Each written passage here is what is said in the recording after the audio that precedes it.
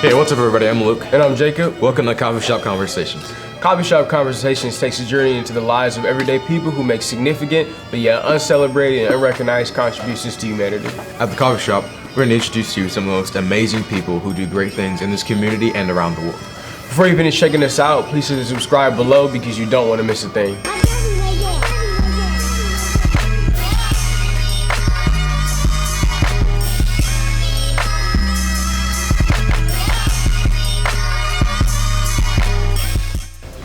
What sparked you to start Parsons Associates? What was your reason for doing that? So in 2003, February 10th, 2003, about 3:30 p.m., I got a call to go to war. And so I was part of the invasion in Iraq. And while there, I had a lot of time to reflect on many things. And the one thing that I reflected on is, if the good Lord allows me to make it back home safely, I wanted to do more in the community. I wanted to be more involved. I saw how we went from war to occupying a country and then pouring resources in to a country that, I wouldn't say necessarily wrap their arms around us. And I felt once home, I want to be a part of the fabric of our community. So, long story short, when I got back home, I tried to figure out what that meant. First thing I did when I got back home, soon thereafter, was quit my job, which wasn't the smartest thing because I didn't have a job. But what I did have was passion, and at that point, I didn't have any fear of failure.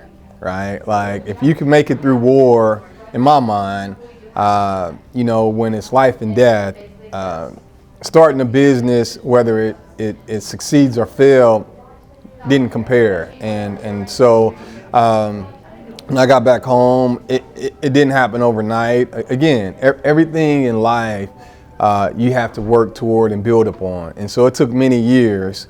But eventually I was able to open Parsons Associates, again, based on not necessarily just because I was so great, but because, in this case, what others saw in me. So when you got back from war, you started Parsons Associates, and you had that drive, that passion. I mean, nothing can stop you. You just dive right into it. But what does Parsons Associates actually do? How do they help people around the community? Yeah, great question. And it took a couple of years when I got back from war before I started it, but we are a full-service communications firm. If you almost think of it like project management in some cases, where it can make sense. We are, and I tell you, we're pretty unique. When I think about the projects we worked on in Kansas City, you can almost tell a story. So, like, now we're building an airport, and if someone, if you almost think of it like this. If someone wanted to fly into Kansas City, they would land at a new airport. Well, we played a major role in getting this new terminal built.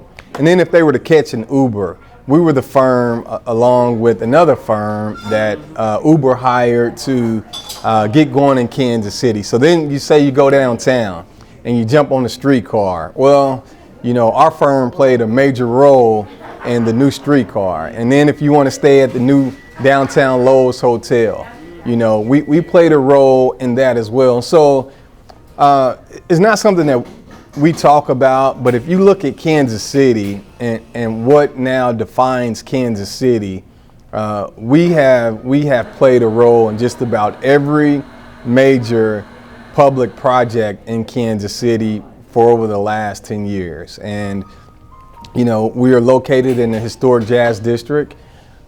And that's important. Why we're located there. When you have an opportunity to make a statement, I believe you should.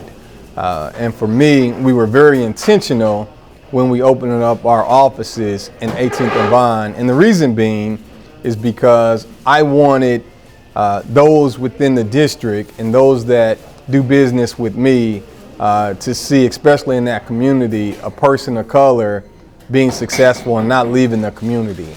And so, I've grown We moved offices 3 or 4 times because we've kept growing. And you know what?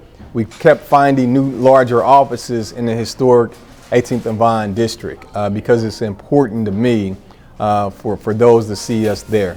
That's great. Yeah. Can you tell us a little bit more about Project MRE and kind of how you're involved in that? Yeah, so Project MRE, those in the military know what Project MRE stands for. MRE is Meals Ready to Eat. And it's a nonprofit I started to feed veterans, whether they're homeless or are sick and shut in, whatever the case may be. We fed over 1,000 veterans to date. Depending on when we deliver meals, whether it's the winter or the summer, we try to do it twice a year. In the winter, we also try to deliver gloves and hats and socks in addition to a hot meal. In the summer, we deliver water bottles in addition to a hot meal. But I feel we all have an obligation to give back, and it looks different to different people. But somebody can't do everything, but everybody can do something. That's really great. Why is Project MRE so important to you? What meaningful impact does it have on your heart to keep going and keep doing it for people anywhere? Well, it's just service oriented. We all should again help others. It's at some point in life, it stops being about you and starts being about other people, right? You shouldn't live your whole life with the mantra of me, right? It is be a blessing to somebody else, and so I try not to talk it, but I try to live it.